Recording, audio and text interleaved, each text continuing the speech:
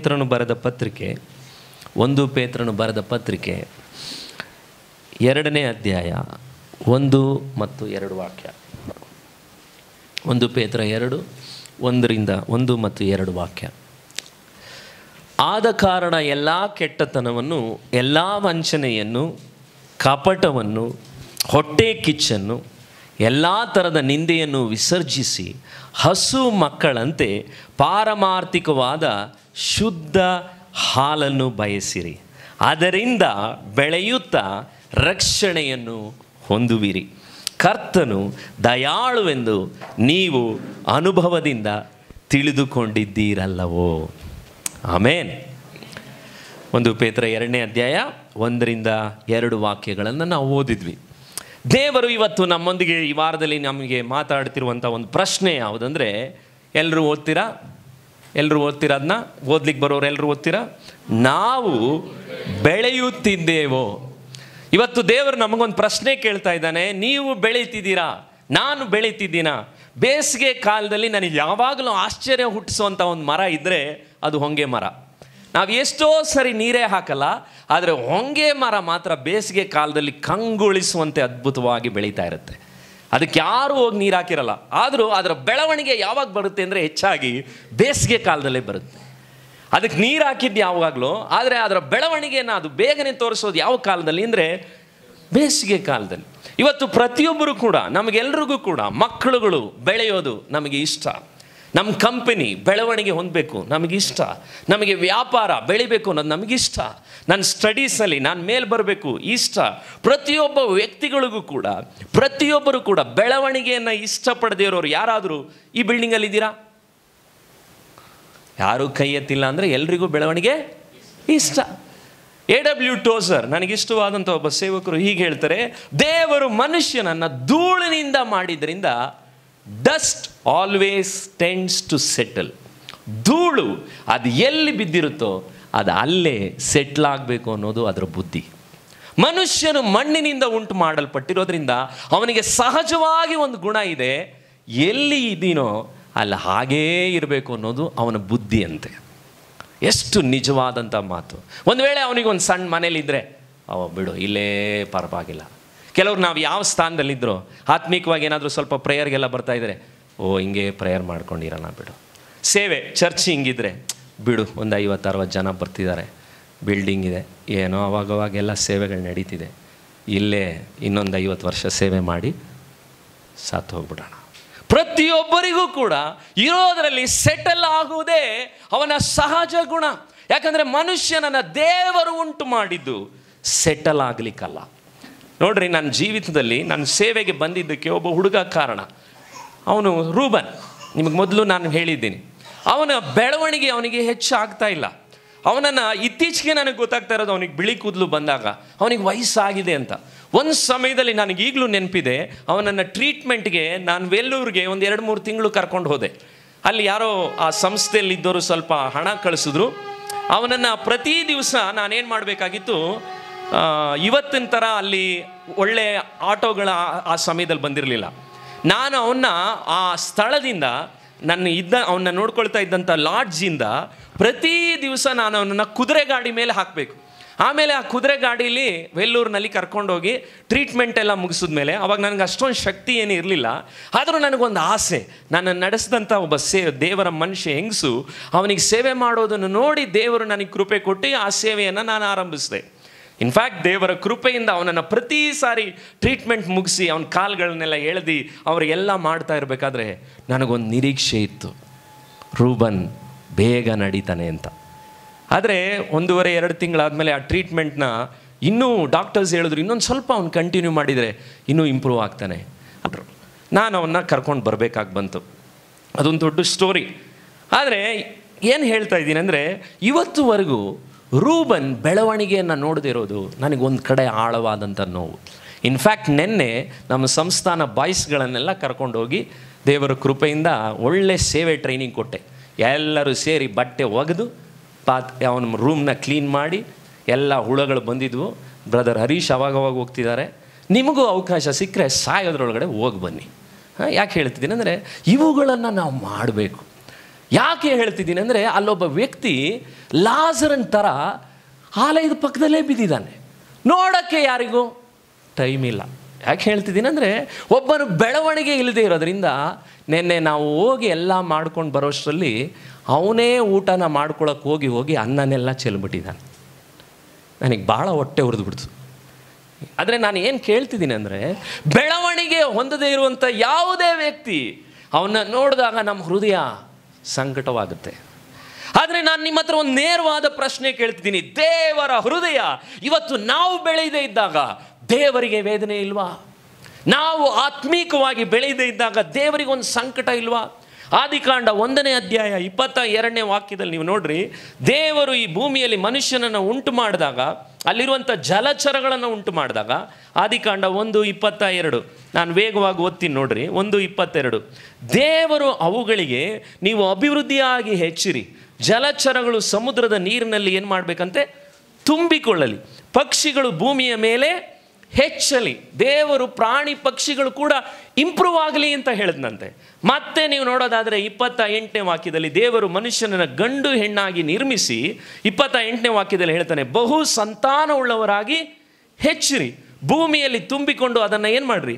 ವಶ ಮಾಡಿಕೊಳ್ಳ್ರಿ. ಚಲಿಸುವ ಎಲ್ಲ ಜೀವಿಗಳ ಮೇಲೆಯೂ ನೀವೇನು ಮಾಡಬೇಕು ಅಂತೆ? ದೊರೆತನ ಮಾಡ್ರಿ. ಪ್ರತಿಯೊಂದು ಜೀವಿಯನ್ನು ದೇವರು ಉಂಟು ಮಾಡಿರೋದು ಏನಕ್ಕೆ? ಅದು ಬೆಳೆಯೋದಕ್ಕೆ. ಎಲ್ಲರೂ ಹೇಳಿ, ಏನಕ್ಕೋಸ್ಕರ? ಅದು ಬೆಳೆಯೋದಕ್ಕೆ. ಸೈನ್ಸ್ನಲ್ಲಿ ಕೂಡ ಮಕ್ಕಳುಗಳು ಹೇಳ್ತಾರೆ, living things grow, non living things die. ಜೀವವುಳ್ಳ ವಸ್ತುಗಳು ಏನು ಮಾಡುತ್ತೆ? ಬೆಳೆಯುತ್ತೆ. ನಿರ್ಜೀವ ವಸ್ತುಗಳು ಏನಾಗುತ್ತೆ? ಏನಷ್ಟು ನಿಧಾನ ಕೇಳ್ತೀರಾ? ಜೀವ ಇಲ್ದಿರೋ ವಸ್ತುಗಳು ಏನಾಗುತ್ತೆ? ಸಾಯುತ್ತೆ. ಸಭೆ ನಿಜವಾಗಲೂ ಬೆಳೆದಿದ್ರೆ ಗುರುತೇನು? ಒಂದು ಸಭೆ ಬೆಳೆದಿದೆ ಅಂದರೆ ಭಾನುವಾರ ಚರ್ಚ್ಗೆ ಬರೋದ್ರ ಮೇಲೆ ಅಳತೆ ಅಲ್ಲ, ಉಪವಾಸ ಪ್ರಾರ್ಥನೆಗಳಿಗೆ ಸಭೆ ಬಂದಾಗ ಮಾತ್ರನೇ ಸಭೆ ಬೆಳೆದಿದೆ ಅಂತ ಗುರುತು. ನಿಜವಾಗಲೂ ಹೇಳೋದಾದರೆ, ಇವತ್ತು ನಾನು ಹೇಳ್ತೇನೆ, ತಮಿಳ್ನಾಡಿನಲ್ಲಿ ACA ಸಭೆ, ನಮ್ಮ ಸಭೆ ಬೆಳೆದಿದೆ. ನಮ್ಮ ಸಭೆ ಯಾವಾಗಲೂ ಕೂಡ, ಈ ಚರ್ಚ್ ಕಟ್ಟೋವಾಗಲೂ ಕೂಡ ನನ್ನ ಹತ್ರ ಇರೋದನ್ನು ಫಸ್ಟು ನಾನು ಇದೆ ಅಂತ ಹೇಳಿ ಕೊಟ್ಟಾಗ ಮಾತ್ರನೇ ಆ ಸಭೆ ಕೊಡ್ತು. ACA ಸಭೆ ಪ್ರತಿ ಸಾರಿ ಏನನ್ನು ಗುರುತಿಸುತ್ತೆ ಅಂದರೆ, ನೀನು ಬೆಳೆದು ನಿನ್ನ ಕಷ್ಟದಿಂದ ಫಸ್ಟ್ ನೀನು ಕೈ ಹಾಕಬೇಕು, ಆವಾಗ ಮಾತ್ರನೇ ನಾವು ಕೈ ಜೋಡಿಸ್ತೀವಿ ಅಂತ. ಅದಕ್ಕೆ ಆ ಸಭೆ ಒಳಗಡೆ ನಾನು ಸೇರಿಕೊಂಡೆ. ಆ ಸಭೆ ಪ್ರತಿ ಉಪವಾಸ ಪ್ರಾರ್ಥನೆಗೆ ಸಾವಿರಾರು ಜನ ಸೇರಿ ಬರ್ತಾರೆ. ಯಾಕೆ ಸೇರಿ ಬರ್ತಾರೆ ಅಂದರೆ, ನನ್ನ ಪ್ರಕಾರ ಆ ಸಭೆಯಲ್ಲಿ ಜೀವ ಇದೆ, ತ್ಯಾಗವಾಗಿ ಬರ್ತಾರೆ, ಬಿಸ್ನೆಸ್ಗಳನ್ನು ಬಿಟ್ಟು ಬರ್ತಾರೆ. ಇನ್ನೊಂದು ಕಡೆ ಇದೆ ಡಿ ಮೋಹನ್ ಅನ್ನುವಂಥ ಚರ್ಚ್, ಅಲ್ಲಿ ನೋಡ್ತಾ ಇದ್ದೆ ಕಳೆದ ವಾರದಲ್ಲಿ ನೈಟ್ ಪ್ರೇಯರ್ ಫುಲ್ ಆಗಿದೆ ಜನರುಗಳು. ಕೆಲವು ಸಭೆಗಳು, ಅ ಚರ್ಚ್ ಇಸ್ ಮೆಷರ್ಡ್, ಸಭೆ ಬೆಳೆದಿರುವುದಕ್ಕೆ ಗುರುತು ಅದರ ಪ್ರಾರ್ಥನೆ ಗುಂಪಿನಲ್ಲಿ ಅದು ಬರುವಾಗ ಮಾತ್ರನೇ ಅದು ಬೆಳೆದಿದೆ ಅಂತ ಅರ್ಥ. ಎರಡನೇದಾಗಿ, ನೀವು ಬೆಳೆದಿದ್ದೀರಾ ಅನ್ನೋದಕ್ಕೆ ಗುರುತು, ಇಷ್ಟು ವರ್ಷದ ರಕ್ಷಣೆಯ ಜೀವಿತದಲ್ಲಿ ಒಂದು ಆತ್ಮವನ್ನಾದರೂ ನೀನು ಪರ್ಸನಲ್ ಆಗಿ ದೇವರ ಕಡೆಗೆ ನಡೆಸಿದೀಯಾ? ಕೈ ಎತ್ತಬೇಡ್ರಿ. ರಕ್ಷಣೆ ಒಂದು 5 ವರ್ಷ, 10 ವರ್ಷ, 6 ತಿಂಗಳು, 1 ವರ್ಷ, ಒಂದು ಆತ್ಮವನ್ನಾದರೂ ನೀನು ದೇವರ ಕಡೆಗೆ ನಡೆಸಿದೀಯಾ? ನೀನು ನಡೆಸಿಲ್ಲ ಅಂದರೆ ನೀನು ಬೆಳೆದಿಲ್ಲ. ನಿನ್ನ ಕಾಣಿಕೆಗಳು ದೇವರ ರಾಜ್ಯಕ್ಕೆ ಉಪಯೋಗಿಸಲ್ಪಟ್ಟಿಲ್ಲ ಅಂದರೆ ನೀನು ಬೆಳೆದಿಲ್ಲ. ಯಾಕಂದರೆ ಅದನ್ನು ದೇವರು ನಿನ್ನ ಕೈಗೆ, ನನ್ನ ಕೈಗೆ ಕೊಟ್ಟಿರೋದು ಅದೊಂದು ಟೂಲ್, ಅದೊಂದು ಉಪಕರಣ. ಸೈತಾನನನ್ನು ಜನರುಗಳ ಜೀವಿತದಿಂದ ಒಡೆದು ಹಾಕಿ ದೇವರ ರಾಜ್ಯವನ್ನು ಸ್ಥಾಪಿಸಲಿಕ್ಕೆ ದೇವರು ನಿನ್ನ ನನ್ನ ಕೈಗಳಲ್ಲಿ ಕೊಟ್ಟಂಥ ಹಣ, ದೇವರು ಕೊಟ್ಟದ್ದನ್ನು ಒಂದು ದಿವಸ ನಾವು ಲೆಕ್ಕ ಕೊಡಬೇಕು. ಅದರ ಬಗ್ಗೆ ನಮಗೆ ಅರಿವಿಲ್ಲ. ಒಂದು ವೇಳೆ ನಿನ್ನ ನನ್ನ ಜೀವಿತದಲ್ಲಿ ನನ್ನ ಮುಖಾಂತರ ಬೇರೆಯವ್ರನ್ನ ಯಾರನ್ನಾದರೂ ನಾನು ಮೇಲೆ ತಂದಿಲ್ಲ ಅಂದರೆ ನಾನು ಬೆಳೆದಿಲ್ಲ. ನಿಮ್ಮ ಲೈಫ್ಗಳಲ್ಲಿ ಯಾರನ್ನಾದರೂ ನೀವು ಮೇಲೆ ತಂದಿದ್ದೀರಾ? ಅವ್ರ ಮೇಲೆ ತರಲಿಕ್ಕೆ ನೀವೇನಾದರೂ ಪ್ರಯತ್ನಗಳನ್ನ ಮಾಡಿದ್ದೀರಾ? ನೀವು ಯಾರನ್ನೂ ಮೇಲೆ ತಂದಿಲ್ಲ, ನಿನ್ನ ಪಾಡಿಗೆ ನೀನು ಬದುಕ್ತಿದ್ದೀನಿ, ನಿನ್ನ ಪಾಡಿಗೆ ನೀನು ಸಾಯ್ತೀನಿ ಅಂದರೆ ನೀನು ಬೆಳೆದಿಲ್ಲ. ಅದಕ್ಕೆ ದೇವರ ವಾಕ್ಯವು, ಲೆನಾರ್ಡ್ ರಾವೆನ್ಹಿಲ್ ಅವತ್ತು ಹೇಳಿದರು, ನೀನು ವ್ಯಾಪಾರಕ್ಕೋಸ್ಕರ ಕೊಟ್ಟಂತಹ ಕಾಳಜಿ ಒಂದು ವೇಳೆ ಆತ್ಮೀಕಕ್ಕೋಸ್ಕರ ನೀನು ಕೊಟ್ಟಿದ್ರೆ ನೀನು ಸೈತಾನನಿಗೆ ನಡುಕ ಹುಟ್ಟಿಸ್ತಿದ್ದೆ ಅಂತ ಹೇಳಿದ್ರು. ಏನಕ್ಕೆ? ನಿನ್ನ ವ್ಯಾಪಾರಗಳಿಗೆ, ನಿನ್ನ ಲೌಕಿಕ ವಿಷಯಗಳಿಗೆ ಕೊಟ್ಟಂಥ ಆಸಕ್ತಿಯನ್ನು ನೀನು ಒಂದು ವೇಳೆ ಆತ್ಮೀಕಕ್ಕೋಸ್ಕರ ವಿಷಯಗಳಿಗೋಸ್ಕರ ಇಟ್ಟಿದ್ರೆ ನೀನು ಇಷ್ಟೊತ್ತಿಗೆ ಸೈತಾನನಿಗೆ ಏನು ಹುಟ್ಟಿಸ್ತಿದ್ದಂತೆ? ಭಯ ಹುಟ್ಟಿಸ್ತಿದ್ದಂತೆ. ಆದರೆ ನಾವು ಇಷ್ಟು ಲೌಕಿಕ ವಿಷಯಗಳಿಗೆ ಕೊಡೋಷ್ಟು ಇಂಪಾರ್ಟೆನ್ಸ್, ಆತ್ಮೀಕ ಸಂಗತಿಗಳಿಗೆ ಒಂದು ವೇಳೆ ನಾವು ಕೊಡದೇ ಇರೋದ್ರಿಂದಲೇ ಒಂದು ವೇಳೆ ಆ ರೀತಿಯಲ್ಲಿ ನಾವೇನಾದರೂ ಆತ್ಮಿಕ ಸಂಗತಿ ಕೊಟ್ಟಂಥ ನಿರಾಸಕ್ತಿಯನ್ನು ನಾವೇನಾದರೂ ನಮ್ಮ ವ್ಯಾಪಾರಕ್ಕೆ ಕೊಟ್ಟಿದ್ರೆ ನಾವು ದರಿದ್ರರಾಗ್ತಿದ್ವಿ ಅಂತ ಹೇಳ್ತಿದ್ರಂಥವ್ರು. ಒಂದು ಇದರಲ್ಲಿ ದರಿದ್ರ ಆಗ್ತೀಯಾ, ಇಲ್ಲ ಅದರಲ್ಲಿ ದರಿದ್ರ ಆಗ್ತೀಯಾ. ಇದರಲ್ಲಿ ನೀನು ಲೌಕಿಕವಾಗಿ ಚೆನ್ನಾಗಿ ಬೆಳೆದಿದೆಯಾ, ಮನೆ ಕಾರು ಎಲ್ಲ ನಿನ್ನ ಲೈಫ್ನಲ್ಲಿ ಇಂಪ್ರೂವ್ ಆಗ್ತಾ ಇದೆ, ಆದರೆ ಆತ್ಮಿಕವಾಗಿ ತಿರುಕನಾಗಿದ್ದೀಯಾ. ಹಾಗಿದ್ರೆ ನಿನ್ನ ಬೆಳವಣಿಗೆಗೆ ಅಡ್ಡಿ ಯಾವುದು? ನನ್ನ ಬೆಳವಣಿಗೆಗೆ ಅಡ್ಡಿ ಯಾವುದು? ಪೇತ್ರನು ಹೇಳ್ತಾ ಇದ್ದಾನೆ, ಗಮನಿಸ್ರಿ, 1 ಪೇತ್ರ 2:1 ಏನು ಹೇಳ್ತಾನೆ? ಆದ ಕಾರಣ ಎಲ್ಲ ಕೆಟ್ಟತನವನ್ನು, ಎಲ್ಲ ವಂಚನೆಯನ್ನು, ಕಪಟವನ್ನು, ಹೊಟ್ಟೆ ಕಿಚ್ಚನ್ನು, ಎಲ್ಲ ಥರದ ನಿಂದೆಯನ್ನು ಏನು ಮಾಡಬೇಕಂತೆ? ನೀನು ವಿಸರ್ಜಿಸಿ. ನೋಡ್ರಿ, ಆ ವಾಕ್ಯಗಳನ್ನ ಗಮನಿಸ್ರಿ. ಕೆಟ್ಟತನ ಮೊದಲನೇದು, ಅಂದರೆ ಕೆಟ್ಟತನ ಯಾವುದ್ರಲ್ಲಿದೆ? ನೋಡೋದ್ರಲ್ಲಿದೆ, ಕೇಳೋದ್ರಲ್ಲಿದೆ. ಎರಡನೇದಾಗಿ ವಂಚನೆ, ಅದು ಎಲ್ಲಿದೆ? ಹೃದಯದಲ್ಲಿದೆ. ಎಲ್ಲಿದೆ ಹೇಳಿದೆ? ಹೃದಯ ಎಲ್ಲಿದೆ ವಂಚನೆ? ಹೃದಯದಲ್ಲಿದೆ. ಮೂರನೇದಾಗಿ ಏನು ಪದ? ಕಪಟ, ಅದೆಲ್ಲಿದೆ? ಆ್ಯಕ್ಟಿಂಗಲ್ಲಿದೆ. ಕೋಪ ಇದ್ದರೂ ಕೋಪ ಬರದೇ ಇರೋರ ಥರ ಆ್ಯಕ್ಟಿಂಗ್ ಮಾಡು. ನನಗಂಥವ್ರು ಕಂಡ್ರಾಗಲ್ಲ, ಇರೋದನ್ನು ಪ್ರಾಮಾಣಿಕವಾಗಿರೋನು ಕಂಡ್ರೇ ನನಗೆ ಯಾವಾಗಲೂ ನಾನು ಅವನ್ನ ನಂಬಿಡ್ತೀನಿ. ಆದರೆ ಆ್ಯಕ್ಟಿಂಗ್ ಮಾಡಿ ಅಲ್ಲೇ ಅಂತ ಸೈಲೆಂಟಾಗಿ ಹೋಗ್ಬಿಡ್ತಾನೆ, ಹಿಂದೆ ಮಾತ್ರ ಈಟಿ ತೊಗೊಂಡು ಢಮಾರ್ ಅಂತ ಹಾಕಿರ್ತಾನೆ ನಮಗೇನಾದರೂ ಅಂತ. ಅದೇನದು? ಅದು ಪ್ರತಿಯೊಂದು ಕೋಪದ ವಿಷಯ ಅಲ್ಲ, ಅನೇಕ ವಿಷಯಗಳಲ್ಲಿ ಯಾವುದನ್ನಾದರೂ ಇದ್ದರೆ. ಇವತ್ತು ನೋಡ್ರಿ, ನಾನು ನಿಮ್ಗೆ ಕಾಣಿಕೆ ಬಗ್ಗೆ ಹೇಳಿದೆ, ಅದರಲ್ಲಿ ಒಂದು ಕಪಟತನ ಇಟ್ಕೊಂಡು ನಿಮ್ಗಳ ಹತ್ರ ಎಲ್ಲ ಸುಲ್ಕೊಂಡು ಆಮೇಲೆ ಅದನ್ನು ನಾನು ಬೇರೆ ಥರ ಮಿಸ್ಯೂಸ್ ಮಾಡಿದ್ರೆ ಅದು ಕಪಟತನ. ಇಲ್ಲಿ ಬಂದಂಥ ಕಾಣಿಕೆಗಳನ್ನು ಒಂದು ವೇಳೆ ಬೇರೆ ರೀತಿಯಲ್ಲಿ ನಾನು ಮಿಸ್ಯೂಸ್ ಮಾಡಿದ್ರೆ ಅದು ಕಪಟತನ. ನಿಮ್ಮ ಮುಂದೆ ನಾನು ಒಳ್ಳೆ ಪ್ರಸಂಗ ಮಾಡ್ಬೋದು. ಹೊಟ್ಟೆ ಕಿಚ್ಚು, ಹೊಟ್ಟೆ ಕಿಚ್ಚು. ನನ್ನ ಪ್ರಕಾರ ಸೈತಾನಿಗಿದ್ದಂಥ ದೊಡ್ಡ ಪಾಪ ಅಹಂಕಾರ ಅಂತಾರೆ. ಆದರೆ ನನ್ನ ಪ್ರಕಾರ ಮೊದಲು ಬಂದಿದ್ದವನಿಗೇನು? ಹೊಟ್ಟೆ ಕಿಚ್ಚು. ದೇವರಿಗೆ ಬರೋ ಮಹಿಮೆ ಹೆಂಗೆ ಬಂತು? ಯಾರಿಗೆ ಬರಬೇಕು? ನನಗೆ ಬರಬೇಕು. ಇದು ಕೆಲವು ಸಾರಿ ನಮಗೆ ಇದೆ. ನಮ್ಮ ಮಕ್ಕಳಿಗಿಂತ ಬೇರೆಯವ್ರ ಮಕ್ಕಳು ಮಾರ್ಕ್ಸ್ ಏನಾದರೂ ಜಾಸ್ತಿ ತೊಗೊಂಡ್ರೆ ಅದ್ರ ಮಾರ್ಕ್ಸ್ ಕೇಳಿದಾಗ ನೋಡ್ರಿ ಒಂದ್ಸತಿ ಆ ನಗು ಹಲ್ಲು ಬರೋದೇ ಇಲ್ಲ. ನನ್ನ ಮಗುದು ಬಂದರೆ ಯಾವಾಗೆಲ್ಲ ಹಲ್ಲು ಫುಲ್ಲು ಕ್ಲಿಯರಾಗಿ, ನಾನು ಅದಕ್ಕೆ ಯಾರಾದರೂ ನಗುವಾಗ ಹಲ್ಲು ಗಮನಿಸ್ತೀನಿ, ಫುಲ್ ನಗ್ತಾನ. ನೆನ್ನೆ ಕೂಡ ಒಬ್ಬರು ಸಿಕ್ಕಿದ್ರು, ಪಾಸ್ಟರ್ ರೂಮನ್ನು ಸ್ನಾನ ಮಾಡ್ಸೋಕೆ ಹೋದಾಗ ಸ್ಮೈಲು ಫುಲ್ಲು ಬರ್ತಾನೆ ಇಲ್ಲ. ಯಾಕೆ? ಯಾವುದಾದ್ರೂ ನಿಮಗೆ ಒಳಗಡೆ ಇದ್ದಾಗ ಅದು ನಿಮ್ಮ ಹಲ್ಲುಗಳಲ್ಲೇ ಪ್ರಕಟ ಆಗಿಬಿಡುತ್ತೆ. ಹೊಟ್ಟೆ ಕಿಚ್ಚಿರೋನು ಸಂಪೂರ್ಣವಾಗಿ ಬಾಯ್ಬಿಟ್ನಾಗಲ್ಲ ಅವನು. ಅಂದ ಮುಂದೆ ಎಲ್ಲರೂ ಇವತ್ತು ಹೋಗಿ ಮನೇಲಿ ಹೋಗಿ ಪ್ರಾಕ್ಟೀಸ್ ಮಾಡಿಕೊಡ್ರಿ ಕನ್ನಡಿ ಮುಂದೆ, ಅಲ್ವಾ? ಅರ್ಥ ಆಗ್ತಿದೆಯಾ? ಹೇಳ್ತಾ ಇರೋದು ಸತ್ಯವೇದದಲ್ಲಿ ಹೇಳಿದಂಥ ಈ ಗುಣಗಳು. 5ನೇ ಗುಣ ನಿಂದೆ. ಅಲ್ಲಿ ಹೇಳಿದಂಥ ನಿಂದೆ, ಕೆಟ್ಟ ಮಾತುಗಳು. ನನಗೆ ಅದಕ್ಕೆ ಅನಿಸುತ್ತೆ ಒಂದೊಂದು ಸರಿ ಒಬ್ಬ ವಿಶ್ವಾಸಿಗಳ ಬಾಯಿನ ನಮ್ಮ ಮಲ್ಕಪ್ಪನ ಹತ್ರ ಇರುವಂಥ ಹಿಸೋಪ್ ಫೆನೈಲ್ ಹಾಕಿ ತೊಳಿಬೇಕು ಅನಿಸುತ್ತೆ. ಬಾಯಿಗಳನ್ನ ಏನು ಮಾಡಬೇಕು? ಫೆನೈಲ್ ಹಾಕಿ ಏನು ಮಾಡಬೇಕು? ತೊಳಿಬೇಕಾಗಿದೆ. ಯಾಕೆ? ಇಲ್ಲಿ ನೋಡಿದ್ರೆ ಗಮನಿಸಿದ್ರೆ, ತಮಾಷೆಯಾಗಿ ಹೇಳಿದ್ರು ನೋಡಿದ್ರೆ 5 ಗುಣ ಇದೆ ಇಲ್ಲಿ. ಗಮನಿಸಿದ್ರೆ ಒಂದೊಂದು ಪದನು ಕೆಟ್ಟತನ, ವಂಚನೆ, ಕಪಟ, ಹೊಟ್ಟೆ ಕಿಚ್ಚು, ಕೆಟ್ಟ ಮಾತು. ನಾನು ಸ್ಟಡಿ ಮಾಡ್ತಾ ಇದ್ದೆ ಈ ವಾರದಲ್ಲಿ. ಎಲ್ಲನೂ 5 ಗುಣ. ಪಂಚೇಂದ್ರಿಯಗಳನ್ನು ನಾವು ನಿಯಂತ್ರಿಸಲಿಕ್ಕಾಗದೆ ಪಂಚಗುಣಗಳು ನಮ್ಮೊಳಗಿದೆ. ಈ ಪಂಚಗುಣಗಳನ್ನು ನಾವೇನು ಮಾಡಬೇಕು? ಪಂಚ್ ಮಾಡಿ ಆಚೆ ಹಾಕಬೇಕು. ಎಲ್ಲರೂ ಹೇಳಿ, ಏನು ಮಾಡಬೇಕು? ಪಂಚ್ ಮಾಡಿ ಆಚೆ ಹಾಕಬೇಕು. ನಿಮಗೂ ಸರಿ, ನನಗೂ ಸರಿ. ಇದನ್ನು ನಾವು ಪಂಚ್ ಮಾಡಿ ಆಚೆ ಹಾಕಬೇಕು. ಇಲ್ಲಾಂದರೆ ನಮ್ಮ ಜೀವಿತಗಳನ್ನು ಹಾಳು ಮಾಡುತ್ತೆ. ಮೊಟ್ಟ ಮೊದಲನೇದಾಗಿ ಇನ್ನೂ ಗಮನಿಸ್ರಿ, ಆ ಪದಗಳನ್ನ ನಾನು ಮತ್ತೆ ಇನ್ನೊಂದು ಸ್ವಲ್ಪ ಆಳವಾಗಿ ಸ್ಟಡಿ ಮಾಡಿದೆ. ಅದರಲ್ಲಿ ಕೆಟ್ಟತನ ಕಣ್ಣಿಗೆ ಸೂಚನೆ, ಎರಡನೇದೇನು? ವಂಚನೆ ಹೃದಯಕ್ಕೆ ಸೂಚನೆ. ನೆಕ್ಸ್ಟ್ ಏನು? ಕಪಟತನ, ಅದು ಯಾವುದಕ್ಕೆ ಸೂಚನೆ? ನಿಮ್ಮ ಮುಖಕ್ಕೆ ಸೂಚನೆ, ನಿಮ್ಮ ಮುಖನ ತೋರಿಸುತ್ತದೆ. ಹೊಟ್ಟೆ ಕಿಚ್ಚು ನಿಮ್ಮ ಕಣ್ಗಳನ್ನು ತೋರಿಸುತ್ತೆ. ನಿಂದೆ, ಕೆಟ್ಟ ಮಾತು ನಿಮ್ಮ ಬಾಯಿ ತೋರಿಸುತ್ತೆ. ನೋಡಿದ್ರಾ? ಎಲ್ಲ ಅಂಗಾಂಗಗಳು ಅದರೊಳಗಡೆನೇ ಇದೆ. ನಾನು ಈ ವಾರದಲ್ಲೇ ಕಂಡುಹಿಡ್ಕೊಂಡಿದ್ದು ಇಂಥ ದೊಡ್ಡ ಸತ್ಯ. ಹೃದಯ, ಬಾಯಿ, ಕಣ್ಣು ಯಾವುದು ನೆಟ್ಟಿಗಿಲ್ಲ. ಯಾರಿಗೆ? ನಮಗೆ. ಅದಕ್ಕೆ ಬೆಳವಣಿಗೆಗೆ ಇರುವಂಥ ಮೊದಲನೇ ಅಡ್ಡಿಯನ್ನು ನೀವೆಲ್ಲರೂ ಓದಿ, ಅದನ್ನು ಬೆಳವಣಿಗೆಗೆ ಕೆಲವನ್ನು ನೀನೇನು ಮಾಡಬೇಕು? ವಿಸರ್ಜಿಸು. ಎಲ್ಲರೂ ಇನ್ನೊಂದು ಸ್ವಲ್ಪ ಜೋರಾಗಿ ಹೇಳಿ, ಬೆಳವಣಿಗೆಗೆ ಕೆಲವನ್ನು ವಿಸರ್ಜಿಸು. ನೋಡ್ರಿ, ನಮ್ಮ ಜೀವಿತಗಳಲ್ಲಿ ಶತ್ರು ಒಂದೊಂದು ಗುಣನೂ ಸ್ಲೋ ಆಗಿ ತೆಗೆದು ಹಾಕ್ತಾನೆ. ನಾನು ನೋಡಿದ್ದೀನಿ ಇಷ್ಟು ವರ್ಷದ ಕ್ರೈಸ್ತ ಜೀವಿತದಲ್ಲಿ, ಯಾವಾಗೆಲ್ಲ ಒಬ್ಬ ಕಣ್ಣು ತಪ್ಪುಗಳು ಬರುವಾಗೆಲ್ಲ ಅವನು ಉಪವಾಸದಿಂದ, ಪ್ರಾರ್ಥನೆಯಿಂದ, ಕಣ್ಣೀರಿನಿಂದ ಮನ ತಿರುಗಲ್ವೋ, ಆ ಗುಣಗಳು ಅವನಿಗೆ ಗೊತ್ತಿಲ್ಲದೆ ಜೋಡಿ ಜೋಡಿ ಜೋಡಿ ಜೋಡಿ ಆಗಿ ದೊಡ್ಡದಾಗಿ ನೋಡೋದಾದರೆ ಅವನು ಸೈತಾನನಿಗೆ ನೆಕ್ಸ್ಟ್ ತಮ್ಮನ ಥರ ಕಾಣ್ತಾನೆ, ಈ ಗುಣಗಳೆಲ್ಲ ಸೇರ್ಕೊಂಡು ಬಂದಾಗ. ಆದರೆ ಈ ವಾಕ್ಯಗಳನ್ನು ನೀವು ನಾನು ಗಮನಿಸಿ ನೋಡೋದಾದರೆ, ದೇವರು ಪೇತ್ರನ ಮುಖಾಂತರ ಹೇಳ್ತಿದ್ದಾನೆ, ನೀನು ಬೆಳವಣಿಗೆಗೆ ಈ 5 ಗುಣಗಳನ್ನು ನೀನೇನು ಮಾಡಬೇಕಂತೆ, ವಿಸರ್ಜಿಸು. ವಿಸರ್ಜಿಸು.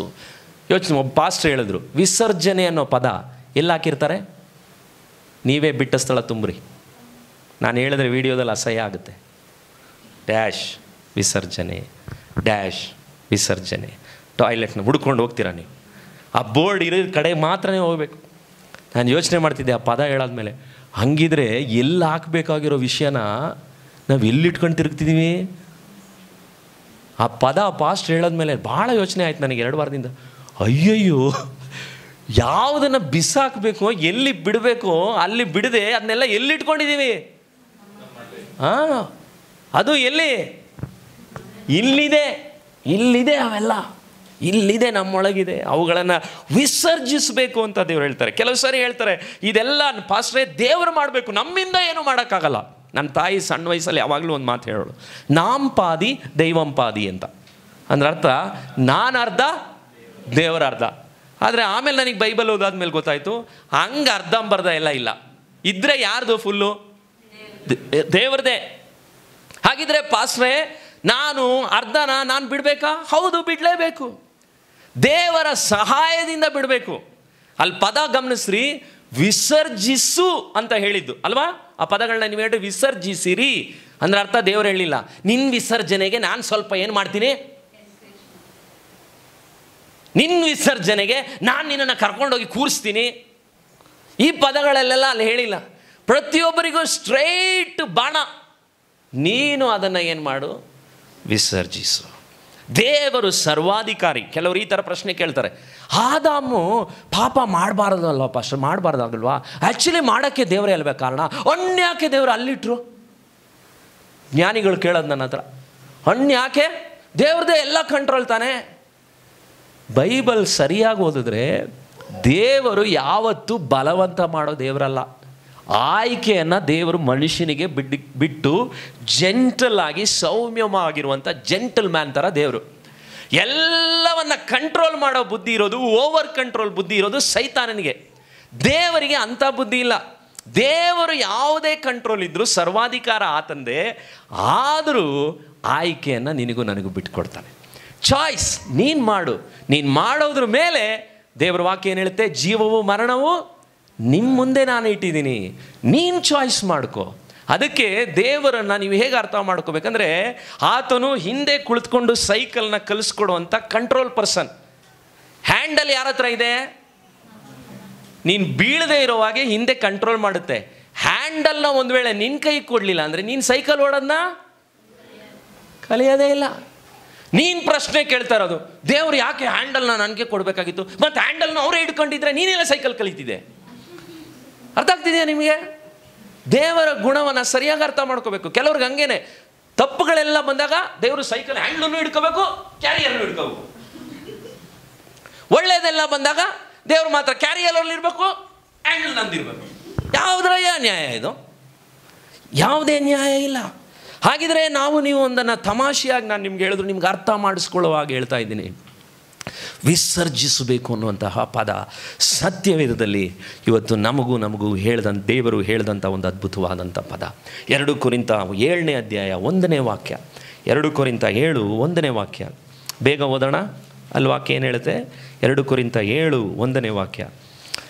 ಪ್ರಿಯರೇ, ಈ ವಾಗ್ದಾನಗಳು ನಮಗಿರುವುದರಿಂದ ನಾವು ಶರೀರಾತ್ಮಗಳ ಕಲ್ಮಶವನ್ನು ತೊಲಗಿಸಿ ನಮ್ಮನ್ನು ಶುಚಿ ಮಾಡಿಕೊಂಡು ದೇವರ ಭಯದಿಂದ ಕೂಡಿದವರಾಗಿ ಪವಿತ್ರತ್ವವನ್ನು ಸಿದ್ಧಿಗೆ ತರುವುದಕ್ಕೆ ಪ್ರಯತ್ನಿಸೋಣ.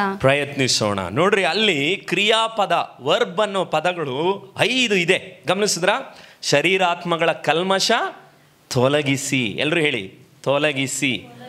2ನೇದು ಶುಚಿ ಮಾಡಿಕೊಂಡು. ಪದ ಇದೆಯಾ? ಭಯದಿಂದ ಕೂಡಿದವರಾಗಿ, ತೊಲಗಿಸಿ, ಮಾಡಿಕೊಂಡು, ಕೂಡಿದವರಾಗಿ ಪವಿತ್ರತ್ವದ ಸಿದ್ಧಿಗೆ ತರುವುದಕ್ಕೆ ಪ್ರಯತ್ನಿಸೋಣ. ಈಗೆಲ್ಲರೂ 5 ಪದನೂ ಹೇಳ್ರಿ ನೋಡೋಣ. ತೊಲಗಿಸಿ, ಮಾಡಿಕೊಂಡು, ಕೂಡಿದವರಾಗಿ ಪ್ರಯತ್ನಿಸೋಣ. ಇದೆಲ್ಲ ಯಾರ ಕೆಲಸ? ನಮ್ಮ ಕೆಲಸ. ಮೇಲೆ ಹೇಳಿದಂಥದ್ದು ವಾಕ್ಯ ಏನು? 7ನೇ ಅಧ್ಯಾಯ 1ನೇ ವಾಕ್ಯ, ಪ್ರಿಯರೇ ಈ ವಾಗ್ದಾನ ನಮಗಿರೋದರಿಂದ. ಅಂದ್ರೆ ಅರ್ಥ ಏನು? ಈ ವಾಗ್ದಾನಗಳು ನಮಗೆ ಇರೋದರಿಂದ. ದೇವರು ಒಂದು ವಾಗ್ದಾನ ಇಟ್ಟಿದ್ದಾನೆ, ಅದನ್ನು ನೀವು ನಾನು ಪಡ್ಕೋಬೇಕು. ಏನು ಆ ವಾಗ್ದಾನ? ನೀವು ನೋಡೋದಾದರೆ ಅದೇ 7ನೇ ಅಧ್ಯಾಯದ ಹಿಂದಿನ ವಾಕ್ಯದಲ್ಲಿದೆ, 16ನೇ ವಾಕ್ಯದಲ್ಲಿ, ನಾವು ಜೀವ ಸ್ವರೂಪನಾದ ದೇವರ ಏನಾಗಿದ್ದೀವಂತೆ? ಮಂದಿರವಾಗಿದ್ದೀರಂತೆ.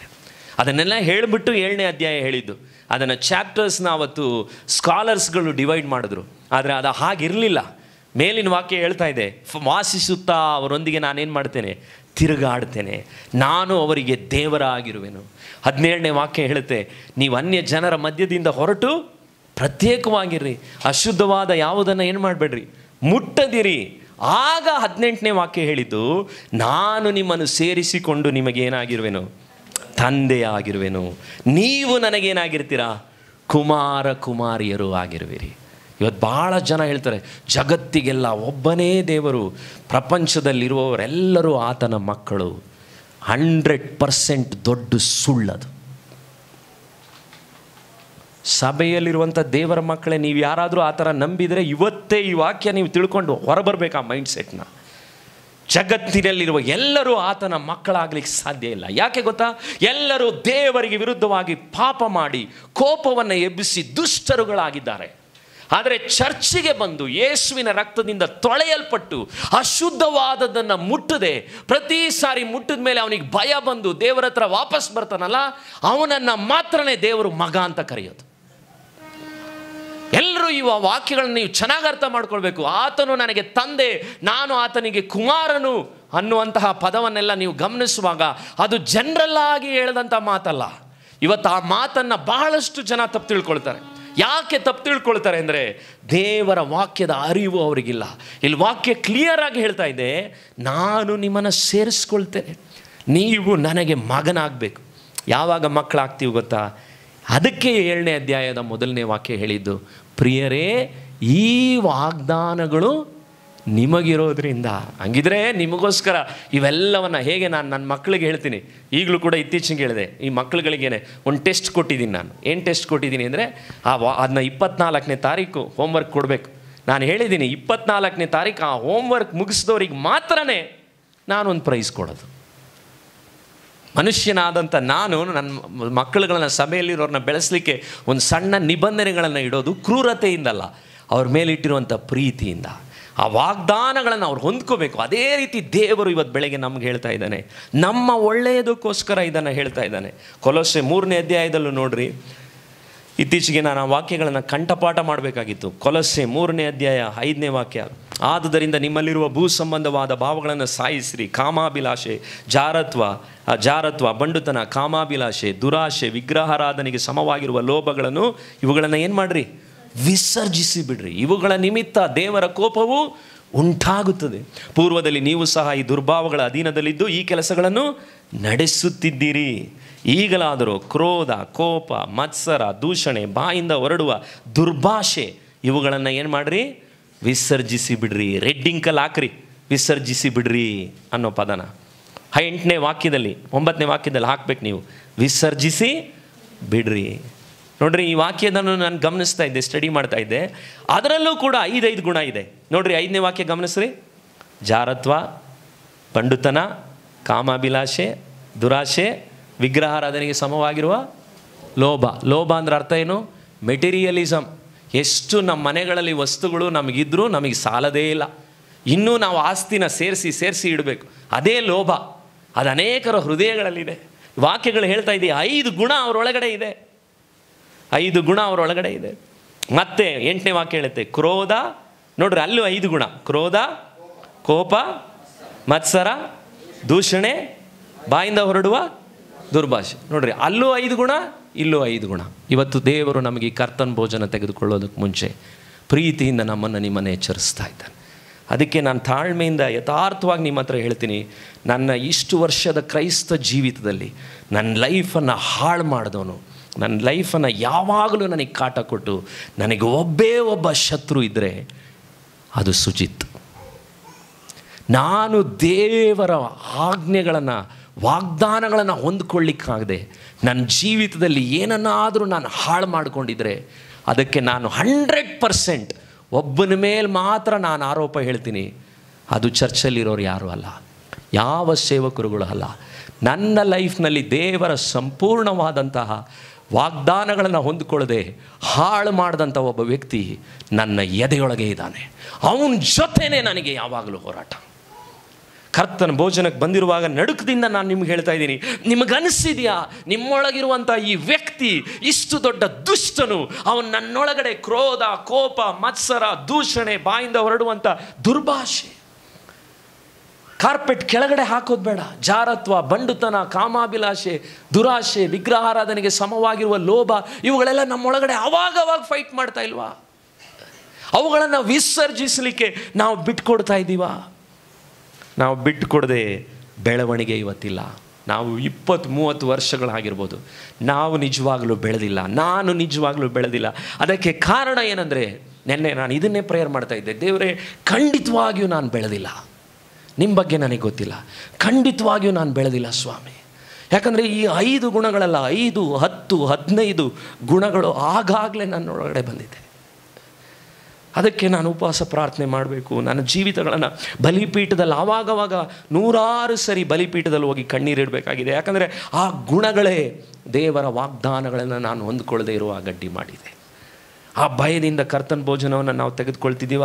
ಇಲ್ಲ, ನಮ್ಮೊಳಗಡೆ ಬಿಡು ಪರವಾಗಿಲ್ಲ, ಹೋದ ಸರಿಗಿಂತ ಈಗಲೂ ಇನ್ನೂ ಚೆನ್ನಾಗಿ ಪ್ರೇಯರ್ ಮಾಡೋನಾಗಿದ್ದೀನಿ, ಬೇರೆಯವ್ರಿಗಿಂತ ಒಳ್ಳೆಯ ಸೇವಕ ನಾನು, ಇಲ್ಲ ಅಲ್ಲಿದ್ದಾಗ ಹಂಗಿದ್ದೆ, ಇಲ್ಲಿ ಚೆನ್ನಾಗಾಗಿದ್ದೀನಿ ಬಿಡು.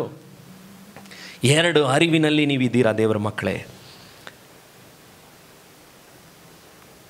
ನನಗೀಗಲೂ ನೆನಪಿದೆ, ಕೆಲವು 12 ವರ್ಷದ ನನ್ನ ದಾಂಪತ್ಯ ಜೀವನದಲ್ಲಿ ಒಂದೇ ಒಂದು ಸರಿ ಮಾತ್ರ ನಾನು ಹೆಂಡತಿ ಹೇಳಿದ್ಲು, ನೀವೇನ್ರಿ ಟ್ರೈನ್ಲಿಂದ ಬಂದು ಇಳಿದೆ, ಅವತ್ತು ಹೇಳಿದ್ಲು, ಕೆಂಪುಗೆ ಗುಂಡುಗೆ ಇಷ್ಟು ಚೆನ್ನಾಗಾಗಿದ್ದೀರಾ ಅಂದ್ಲು. ಒಂದೇ ಸರಿ ಅವಳು ಹೇಳಿದ್ದ ಆ ಥರ, ಇವತ್ತುವರೆಗೂ ಹೇಳೇ ಇಲ್ಲ, ಒಂದೇ ಸರಿ ಹೇಳಿದ್ಲು. ಆದರೆ ನಿಮಗೆ ಗೊತ್ತಿಲ್ಲ ಅದು ಯಾವಾಗ ಅಂತ. ನನಗೆ ಬೆನ್ನು ನೋವಾಗಿ 2 ವರ್ಷ ಟ್ರೀಟ್ಮೆಂಟ್ ಮಾಡಿದ್ರು ಕೇರಳದಲ್ಲಿ. ನಾನು ಕೇರಳದಲ್ಲಿ ಆಯುರ್ವೇದ ಟ್ರೀಟ್ಮೆಂಟ್ಗೆ ಹೋದಾಗ ಮೊದಲನೇ ದಿನ ಒಳಗೆ ಜೋರಾಗಿ ಹೋದೆ, ಹಾಕಿದ್ರು ಕಷಾಯ, ಕೊಟ್ಟರು ಮೆಡಿಸಿನ್ನು. 3 ದಿನ ರೂಮಲ್ಲಿರಲಿಲ್ಲ, ವಾಶ್ರೂಮಲ್ಲಿದ್ದೆ. ಓಡೋದು ಬರೋದು ಲಾಸ್ಟ್ ದಿನ ಬಂದ ಅಯ್ಯಪ್ಪನ ಹತ್ರ ಕೇಳಿದೆ, ಸಾರ್ ಸುಸ್ತಾಗ್ಬಿಟ್ಟಿದೆ ಸರ್. ಅವನೊಂದು ಮಾತು ಹೇಳ್ದ, ಇನ್ನು ಮುಂದೆ ನಾನು ಕೊಡೋ ಎಲ್ಲ ಮೆಡಿಸಿನ್ ನಿನಗೆ ವರ್ಕ್ ಆಗಬೇಕು ಅಂದರೆ ಒಳಗಡೆ ಹೊಟ್ಟೆ ಫುಲ್ಲು ಏನಾಗಬೇಕು, ವಿಸರ್ಜನೆ. ಅದಾದಮೇಲೆ ತೊಗೊಂಡಂಥ ಕಷಾಯ ಅವೆಲ್ಲ ನಿಧಾನಕ್ಕೆ ಹೇಳಿದಾಗ ಆಯುರ್ವೇದ ಟ್ರೀಟ್ಮೆಂಟ್ ಸ್ಲೋನೇ. ಈಗ ನಾನು ನಂಬ್ತಿದ್ದೀನಿ, ಸ್ವಲ್ಪ ಮಟ್ಟಕ್ಕೆ ನನಗೆ 3/4 ಭಾಗ ಆಲ್ಮೋಸ್ಟ್ ನನಗೆ ಬೆನ್ನು ಕಡಿಮೆ ಆಗಿದೆ ಅಂದರೆ ಆ ಮೆಡಿಸಿನ್ಗಳು ನನಗೆ ವರ್ಕ್ ಆಗಿದೆ. ನಿಮ್ಮ ಜೀವಿತಗಳಲ್ಲಿ ಮೆಡಿಸಿನ್ಗಳು ವರ್ಕ್ ಆಗಬೇಕಂದ್ರೆ ಹೊಟ್ಟೆ ಕ್ಲೀನ್ ಆಗಬೇಕು. ಅವುಗಳು ಒಳಗಡೆ ಹಾಕಿದಂಥ ಕಷಾಯಗಳು ಈ ವಾಕ್ಯಗಳಿಂದ ಶುದ್ಧ ಮಾಡಿ ತೆಗಿತಾ ಹೋಗಬೇಕು ವರ್ಷಗಟ್ಟಲೆ. ಯಾವ ವಿಶ್ವಾಸಿ ರಕ್ಷಣೆ ಹೊಂದಿದ್ದ ದಿವಸದಿಂದ ಸೂಪರ್ ಮ್ಯಾನ್ ಥರ ಪರಿಶುದ್ಧ ವ್ಯಕ್ತಿ ಥರ ನಾಟಕ ಮಾಡ್ತಾನೋ, ನನ್ನ ಪ್ರಕಾರ ಅವನು ರಕ್ಷಣೆಯೇ ಹೊಂದಿಲ್ಲ. ಜೀವನದ ಉದ್ದಕ್ಕೂ ಆ ವರ್ಕ್ ನಡೆಯುತ್ತೆ. ರೋಡು ಪ್ರೋಗ್ರೆಸ್ ಇರ್ತಾನೆ ಇರುತ್ತೆ. ಗುಂಡಿ ತೊಡಿತಾನೆ, ಪಿಟ್ಟಿಗೆ ತೆಗಿತಾನೆ, ಮತ್ತು ಅದಕ್ಕೆ ಮುಚ್ತಾನೆ, ಮತ್ತು ಪೈಪ್ಗೆ ಹಾಕ್ತಾನೆ. ಇದೇ ಥರ ನಮ್ಮ ಲೈಫ್ನಲ್ಲೂ ಕೂಡ ಒಂದು ದಿನದಲ್ಲಿ ಪರಿಶುದ್ಧತೆಯಲ್ಲಿ ನಾವು ಬೆಳೀಲಿಕ್ಕೆ ಸಾಧ್ಯವಿಲ್ಲ. ಯಾಕಂದರೆ ದೇವರು ಇಟ್ಟಿರುವಂತಹ ಮಾರ್ಗ ಹೋಗ್ತಾ ವಿಸರ್ಜಿಸಿ ಒಂದು ದಿವಸ ನಮ್ಮೊಳಗಡೆ ನಾವು ಕಾಣದೆ ಏಸು ಪ್ರಕಟವಾಗುವಂಥ ಒಂದು ದಿನ ಇದೆ. ನಾವು ರಕ್ಷಣೆ ಹೊಂದಿರೋದೇನಕ್ಕೆ? ಭೂಮಿಯಲ್ಲಿ ಸಂಪಾದನೆ ಮಾಡಿ ದೊಡ್ಡ ಚರ್ಚ್ಗಳು ಮಾಡಿ ಬದುಕಕ್ಕ? ಸತ್ಯವೇದದ ಅತಿ ದೊಡ್ಡ ವಾಗ್ದಾನ ಇವತ್ತೆಷ್ಟೋ ವಿಶ್ವಾಸಿಗಳಿಗಿಲ್ಲ. ಅದು ಯೇಸುವಿನಂತ ಆಗುವಂಥ ವಾಗ್ದಾನ. ನೋಡ್ರಿ, ಅದನ್ನ ಹೇಳಿದ್ರು ನಿಮಗೆ ಇದೇ ಬೇರೆ ಏನಾದರೂ ಕಾರ್ ಸಿಗುತ್ತೆ ಅಂದಿದ್ರೆ ಇಷ್ಟೊತ್ತಿಗೆ ಆಮೇಲೆ ಅಂದ್ಬಿಟ್ಟಿರೋರಿ. ಯೇಸುವಿನಂತ ಆಗುವುದು ಎಷ್ಟು ದೊಡ್ಡ ವಾಗ್ದಾನ ಗೊತ್ತರು. ಒಬ್ಬರು ಯಪ್ಪ ಇವರು ನೋಡಿದಾಗ ಯೇಸು ಸ್ವಾಮಿ ಥರ ನಡ್ಕೊಂಡಿದ್ದಾರೆ. ಆ ಮಾತನ್ನ ಇದುವರೆಗೂ ನನ್ನ ಬಗ್ಗೆ ಯಾರೂ ಹೇಳಿಲ್ಲ, ನನಗೆ ನಿಮ್ಮ ಬಗ್ಗೆ ಗೊತ್ತಿಲ್ಲ. ಅದಕ್ಕೆ ನಾನು ಹೇಳ್ತಾ ಇದ್ದೀನಿ, ಬೆಳವಣಿಗೆ ಯಾವುದರಲ್ಲಿದೆ? ಎಲ್ಲರೂ ಹೇಳಿ, ಬೆಳವಣಿಗೆ ವಿಸರ್ಜಿಸುವುದರಲ್ಲಿದೆ. ಎಷ್ಟು ಲೇಸು ಕುರ್ಕುರೆ ಎಷ್ಟು ತಿನಿಸು ನಿನ್ನ ಮಗ 1 ಮಿಲಿಮೀಟ್ರ್ ಹೈಟ್ ಬರೋಲ್ಲ. ಅದನ್ನೆಲ್ಲ ಬಿಟ್ಟು ರಾಗಿನೋ ಅನ್ನನೋ ಒಳ್ಳೆ ಫುಡ್ಡು ಏನಾದರೂ ನೀನು ತಿಂದ್ರೇ ನಿನಗೇನಿದೆ? ಬೆಳವಣಿಗೆ ಇದೆ. ಅದಕ್ಕೆ ಡಾಕ್ಟರ್ಸ್ಗಳು ಹೇಳೋದು, ಏನು ತಿಂತೀಯಾ ಫಸ್ಟ್ ಕೇಳ್ತಾರೆ. ಬೇಕ್ರಿದು ಏನು ತಿಂತೀಯಾ? ಮೈದಾ ಫ್ಯಾಕ್ಟ್ರಿ ಎಷ್ಟಿದೆ ಒಳಗಡೆ. ಆದರೆ ಮನುಷ್ಯರು ನಮಗೆ ಮೈದಾ ಫ್ಯಾಕ್ಟ್ರಿ ತಿನ್ನಲಿಲ್ಲ ಅಂದರೆ ನಮಗೆ ಸಮಾಧಾನನೇ ಇಲ್ಲ. ನನಗೂ ಅಷ್ಟೇ. ಭಾನುವಾರ ಮುಗಿಸಿ ಇಲ್ಲೆಲ್ಲ ಟಯರ್ಡ್ ಆದಮೇಲೆ ಸಾಯಂಕಾಲ ಹೇಳ್ತೀನಿ ಪಪ್ಸು. ಆ ಟೈಮಲ್ಲಿ ಮುದ್ದೆ ಬೇಡ, ಆರೋಗ್ಯಕರವಾದದ್ದು ಯಾವುದೂ ಬೇಡ. ಅದಕ್ಕೆ ಇಷ್ಟೆಲ್ಲ ಸಂಕಟ ಅವಾಗವಾಗ ನಮಗೆ. ಎದೆಲ್ಲಿ ಚುಚ್ಚುತ್ತೆ, ಅಲ್ಲಿ ಚುಚ್ಚುತ್ತೆ, ಇಲ್ಲಿ ಚುಚ್ಚುತ್ತೆ. ಯಾಕೆ ಚುಚ್ಚುತ್ತಾ ಇದೆ? ವಿಸರ್ಜಿಸಬೇಕು, ಆದರೆ ವಿಸರ್ಜಿಸ್ತಾ ಇಲ್ಲ. ತಮಾಷೆಯಾಗಿ ಹೇಳಿದ್ರು, ನಾನು ನಿಮ್ಮ ಹತ್ರ ಇವತ್ತು ವಾರ್ನಿಂಗ್ ಆಗಿ ಹೇಳ್ತಾ ಇದ್ದೀನಿ. ನಮ್ಮ ಜೀವಿತಗಳನ್ನು ಕರ್ತನ ಭೋಜನಕ್ಕೆ ಹೋಗುವಾಗ ವಿಸರ್ಜಿಸಿದರೆ ಮಾತ್ರ ಕರ್ತನ ಭೋಜನಕ್ಕೆ ಆತ್ಮೀಕ ವ್ಯಕ್ತಿಯಾಗಿ ಒಂದು ದಿವಸ ಪರಲೋಕಕ್ಕೆ ಹೋಗ್ಲಿಕ್ಕೆ ಸಾಧ್ಯ. ವಿಸರ್ಜಿಸದೇ ಇರುವಂಥ ನೀನು ನಾನು. ಇನ್ನೊಂದು ಕೂಡ ಈ ವಾರ ನಾನು ನಿಮಗೆ ಪ್ರೇಯರ್ ಮಾಡ್ತಾ ಇದ್ದೆ. ಇದನ್ನು ಹೇಳುವಾಗ ನೀವು ತಪ್ಪಾಗಿ ತಿಳ್ಕೊಬೇಡ್ರಿ. ನಿಮ್ಮ ಜೀವಿತಗಳಲ್ಲಿ ಇವತ್ತು ನೀವು ಕೆಲವರೆಲ್ಲ ಸಭೆಗೆ ಬರ್ತಿದ್ದೀರಾ. ಈ ಸಭೆಗೆ ನೀವು ಬರ್ತಾ ಇರೋದ್ರಿಂದ ನಿಮ್ಮ ಹಳೆಯ ಸಭೆಗಳಲ್ಲಿ ಕಲಿತಂಥ ಗುಣಗಳು, ಕಾರ್ಯಗಳು, ಬುದ್ಧಿಗಳು ಅದನ್ನು ವಿಸರ್ಜಿಸಬೇಕು. ಭಾಳ ಪ್ರಾರ್ಥನಾಪೂರ್ವಕವಾಗಿ ನಾನು ಮಾತಾಡ್ತಿದ್ದೀನಿ. ಇಂದ ಪ್ರೀತಿಯಿಂದ ನಾನು ಬೇಡ್ಕೊಳ್ತಾ ಇದ್ದೀನಿ, ನಮ್ಮ ಜೀವಿತದಲ್ಲಿ you must unlearn to learn. ನೋಡ್ರಿ, ನಾನು ಬಿಡದಿಯಲ್ಲಿ ಸೇವೆ ಪ್ರಾರಂಭಿಸಿದೆ, ಕೆಲವು ಸೇವೆಗಳನ್ನು ನೋಡಿದೆ. ಅದಾದಮೇಲೆ ಬೈಬಲ್ ಕಾಲೇಜ್ನಲ್ಲಿ ಬೆಳೆದು ದೊಡ್ಡ ಅಹಂಕಾರಿ ಆದೆ. ಅದಾದಮೇಲೆ ನನ್ನೊಳಗೆ ಅನೇಕ ಕೆಟ್ಟ ಗುಣಗಳಿತ್ತು. ಯಾಕಂದರೆ ನಾನು ನೋಡಿದಂಥ ಕೆಲವು ಪಾಸ್ಟರ್ಸ್ಗಳೆಲ್ಲ ನೆಗೆಟಿವ್ ಆಗಿದ್ದರು. ಆದರೆ ಮೀಟಿಂಗ್ಗಳಿಗೆ ಹೋಗಿ ಪ್ರಸಂಗ ಮಾಡ್ತಾಯಿದ್ರು. ನನ್ನೊಳಗಿರುವಂಥ ಕೆಲವು ಸ್ವಭಾವಗಳು. ಒಂದು ದಿವಸ ಪಾಸ್ಟರ್ ಮನೋಹರ್ ಅನ್ನುವಂಥ ಸೇವಕರು ಮೆಸೇಜ್ನ ಕೇಳಿದೆ. ಅದಾದಮೇಲೆ ಪ್ರತಿ ವಾರ ನಾನು ಭಾನುವಾರ ಹೋಗೋಕ್ಕೆ ಟ್ರೈ ಮಾಡಿದೆ ಬೆಂಗಳೂರಿಗೆ. ಕೆಲವು ವರ್ಷಗಳು ನಾನು ಹೋದೆ. ಮೀಟಿಂಗ್ಗಳನ್ನ ಕ್ಯಾನ್ಸಲ್ ಮಾಡಿ ಹೋಗಿ ಮೆಸೇಜ್ಗಳನ್ನು ಕೇಳಿದೆ. ಯಾಕೆ ಅಲ್ಲಿ ಹೋದಾಗೆಲ್ಲ ನನಗನ್ಸಿದ್ದೇನೆಂದರೆ, ನಾನು ಹಳ್ಳಿ ವಾತಾವರಣದಲ್ಲಿ ಬೆಳೆದವನು, ನಾನು ಸಿಟಿಲಿರೋರನ್ನ ನಂಬಲೇ ಇಲ್ಲ. ನನ್ನ ಪ್ರಕಾರ ಹಳ್ಳಿಯವರೆಲ್ಲ ಪ್ರೇಯರ್ ಮಾಡೋರು, ಸಿಟಿಯವರೆಲ್ಲ ಹಾಳಾದವರು. ದುಡ್ಡಿರೋರು, ಕಾರಲ್ಲಿ ಬರೋರೆಲ್ಲ ಅಹಂಕಾರಿಗಳು, ಬಡವರು ಮಾತ್ರ ಭಾಳ ದೀನರು. ಇದೇ ನನ್ನ ಮೆಂಟಾಲಿಟಿ. ಈ ಮೆಂಟಾಲಿಟಿ ಇಟ್ಕೊಂಡು ಅಲ್ಲಿ ಕಾಣಿಕೆ ಅನೌನ್ಸ್ ಮಾಡಿದ್ರು ಇವರಿಗೆಲ್ಲ ಬೇಕಾ ಅನ್ಸೋದು. ಅವ್ರು ಏನೇ ಒಳ್ಳೇದು ಮಾತಾಡಿದ್ರು, ಅವ್ರು ಕೆಳಗಡೆ ಬಂದು ನಡ್ಕೊಳ್ಳೋದು, ಅವ್ರು ಮಾತಾಡೋದು ಪ್ರತಿಯೊಂದನ್ನು ಕೂಡ. ಆದರೆ ತಾಳ್ಮೆಯಿಂದ ಹೇಳಬಲ್ಲೆ, ಪಾಸ್ಟರ್ ಮೈಕಲ್, ಪಾಸ್ಟರ್ ಮನೋಹರ್ ಅವರ ಚರ್ಚ್ಗಳಲ್ಲಿ ಅವ್ರ ಜೊತೆ ನಾನು ಹತ್ತಿರ ಹೋದಷ್ಟು ನನಗೆ ಗೊತ್ತಾಯಿತು ಪ್ರಾಬ್ಲಮ್ ಅವರಲ್ಲ. ನಾನು ಕಲಿತು ಬೆಳೆದು ಬಂದಂಥ ವಾತಾವರಣ, ಕೀಳರಿಮೆಯ ಗುಣಗಳು, ಆ ಗುಣಗಳನ್ನು ಇಟ್ಟು ನಾನು ಅವರನ್ನೆಲ್ಲ ನೋಡ್ತಾ ಇದ್ದೀನಿ. ಇದೇನಾಯಿತು, ದೇವರ ಕೃಪೆಯಿಂದ ಅಲ್ಲಿ ಬರ್ತಾ ಇದ್ದಂಥ ವಾಕ್ಯಗಳಿಗೆ ನಾನು I had to unlearn everything. ಒಂದು ದಿವಸ ದೇವರ ವಾಕ್ಯ ಇಷ್ಟು ಶ್ರೇಷ್ಠವಾಗಿ ಪವರ್ಫುಲ್ಲಾಗಿ ಅವ್ರ ಬಾಯಿಂದ ಬರ್ತಾ ಇದೆ, ನನ್ನ ಎದೆ ಹೊಡ್ಕೊಂಡು ಅಳಬೇಕಾಗಿತ್ತು. ಆ ಮಟ್ಟಕ್ಕೆ ಅನ್ನಿಸ್ತು, ಅಯ್ಯೋ ನನ್ನೊಳಗೆ ಇಷ್ಟೊಂದು ಕೆಟ್ಟ ಗುಣಗಳಿದೆಯಾ. ಯಾವಾಗೆಲ್ಲ ನಾನು ಕಲಿತಿದ್ನೆಲ್ಲ ಬಿಟ್ಟು ಹೊಸದಾಗಿ ಕಲೀಲಿಕ್ಕೆ ಆರಂಭಿಸಿದ್ನೋ, ಇವತ್ತು ನಿಮ್ಮ ಹತ್ರ ಕೇಳ್ಕೊಳ್ತಾ ಇದ್ದೀನಿ, ಈ ಸಭೆ ಒಳಗಡೆ ನೀವು ಒಂದೇ ಮನಸ್ಸುಳ್ಳವರಾಗಬೇಕು ಅಂದರೆ, ಹಾಗಂತ ಇಲ್ಲೂ ಸಭೆ ರಕ್ಷಣೆ ಹೊಂದವರೆಲ್ಲ ದೊಡ್ಡವರು, ನೀವುಗಳೆಲ್ಲ ಬಂದವರು, ಆಚೆಯಿಂದ ಬಂದವರೆಲ್ಲ ಕೆಟ್ಟವರು ಅಂತೆಲ್ಲ ಹೇಳ್ತಾರೆ. ಬೇರೆ ಬೇರೆ ಸಭೆಗಳಲ್ಲಿ ನೀವಿದ್ದು ಅಲ್ಲಿ ಕೂಡ ಒಳ್ಳೆಯ ಗುಣಗಳನ್ನು ಕಲಿತು ಬಂದಿದ್ದೀರಾ ನೀವು, ಇಲ್ಲ ಅಂತಲೂ ನಾನು ಹೇಳಲ್ಲ. ಕೆಲವರೆಲ್ಲ ನನಗೆ ಗೊತ್ತು, ಚೆನ್ನಾಗಿ ಬೈಬಲ್ ಓದೋದು ಕಲ್ತಿದ್ದೀರಾ. ಯಾಕೆ ಗೊತ್ತಾ, ನೀವು ಆ ಚರ್ಚಲ್ಲಿ ಬೈಬಲ್ ಇಂಪಾರ್ಟೆನ್ಸ್ ಇತ್ತು. ಆದರೆ ಒಂದನ್ನು ನಿಮ್ಮ ಹತ್ರ ಪ್ರೀತಿಯಿಂದ ಕೇಳ್ಕೊಳ್ತಾ ಇದ್ದೀನಿ, ನೆಗೆಟಿವ್ ಆದಂಥ ಕಾರ್ಯಗಳು ನೀವು ಏನೇ ಕಲ್ತಿದ್ರು ಅದನ್ನು ನೀವು ಇಲ್ಲಿಂದ ತೆಗೆದು ಹಾಕಬೇಕು. ಅದನ್ನು ಬಿಟ್ಟರೆ ಮಾತ್ರನೇ ಈ ಉಪವಾಸದ ಪ್ರಾರ್ಥನೆಗಳಲ್ಲಿ ನಾನು ಕಣ್ಣೀರಿಂದ ನಿಮ್ಮ ಹತ್ರ ಕೇಳ್ಕೊಳ್ತಿದ್ದೀನಿ, ನೀವು ಈ ಸೇವೆಯ ದರ್ಶನಕ್ಕೆ ಒಂದಾಗಲಿಕ್ಕೆ ಸಾಧ್ಯ. ಈ ಸಭೆಯೊಳಗಡೆ ಒಂದೇ ಮನಸ್ಸಿನಿಂದ ನೀವು ಪ್ರಾರ್ಥನೆಗಳಿಗೆ ಬರಲಿಕ್ಕೆ ಸಾಧ್ಯ. ಇಲ್ಲಿ ಅನೌನ್ಸ್ ಮಾಡುವಂಥ ಕಾಣಿಕೆಗಳು ಪ್ರತಿಯೊಂದರಲ್ಲೂ ಕೂಡ ಪ್ರೀತಿಯಿಂದ ನಿಮ್ಗೆ ಹೇಳ್ತೀನಿ. ಹಾಗಂತ ಹೇಳಿದ ತಕ್ಷಣ ಈ ಚರ್ಚು ಪರ್ಫೆಕ್ಟ್ ಚರ್ಚು, ನಿಮ್ಮ ಪಾಸ್ಟ್ರು ಪರ್ಫೆಕ್ಟ್ ಪಾಸ್ಟ್ರು ಅಂತ ನಾನು ನಿಮ್ಗೆ ಹೇಳ್ತಾ ಇಲ್ಲ.